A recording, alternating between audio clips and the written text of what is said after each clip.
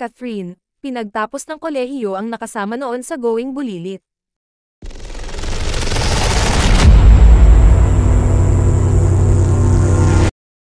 Humanga ang mga netizen dahil hindi lang maganda kundi may mabuti ring puso ang aktres na si Catherine Bernardo.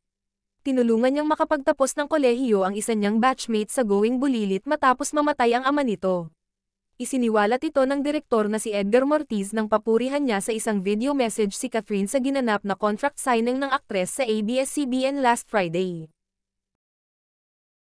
Ang hindi ko alam na ginagawa pala ni Catherine na natuwa ako, nakita ko yung nanay ng isang bulilit, tapos kinuwento niya sa akin nung namatay ang tatay ng bulilit, na to, ang nagpaaral sa kanya, si Catherine. Doon ko lang nalaman, lahad ni Mortiz. Tuwang-tuwa ako na, hindi pala siya nakalimot sa mga kasama niya. Proud na proud ako kay Catherine, dagdag pa niya. Hindi binanggit ni Catherine ang pangalan ng naturang batchmate na pinag-aral niya pero malapit daw ito sa kanya. Kwento ni Catherine, naging kaibigan nila ng kanyang mama ang tatay ng naturang batchmate niya. Gusto raw ng kapamilya actress na tuparin ang pangarap ng naturang ama na makapagtapos ng college ang anak. Bukod daw kasi sa matalino, masipag din ang kanyang batchmate. Bilang nakasama mo, syempre tutulong ka hanggat kaya mo.